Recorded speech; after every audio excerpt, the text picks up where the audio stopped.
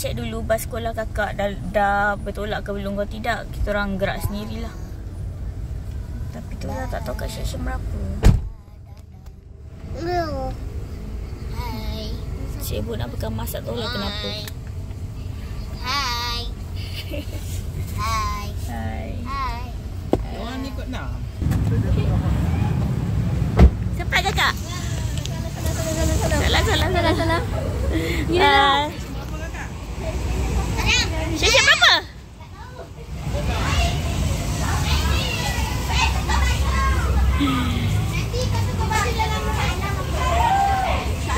Kakak. Section 18. Section 18. Okey.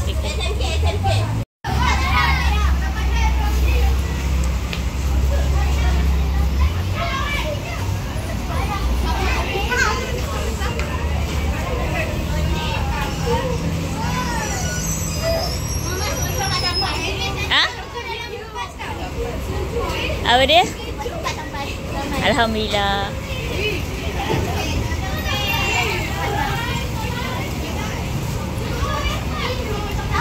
Kak, lambat sikit kakak. Kakak. Aris.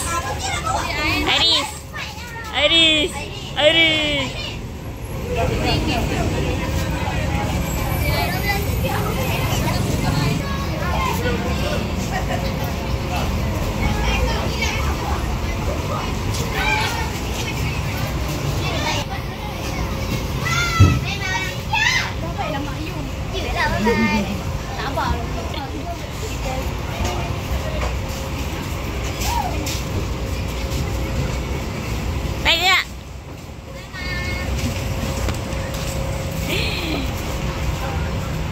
Kita orang gerak 18. Sama sekolahnya. Station je tapi dekat mana? Ya, pergi Petronas kejap. Tadi mama beli roti. Nak bagi seorang satu. Lagi. Aye. Ada? Nah. Oh, sorry sayang. Nak. Aye. Jangan picit ya. Kasih mama. Iya. Nak bagi roti untuk ayah. Ni tadi. Ayah ada lagi satu roti. Mama tak cukup satu roti. Ayah ada air. Dah cukup. Okey dah, jom. Ayo, Mek. Jom. Jom main.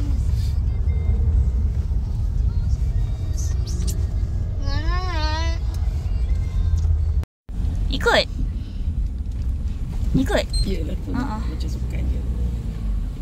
Ni maskot. Pimpinan mak. Mana ada ibu apa dah.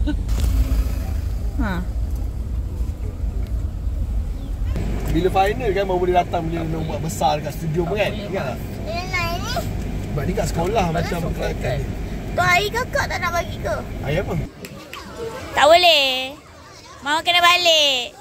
Cikgu tak bagi masuk. Bye. Good luck sayang.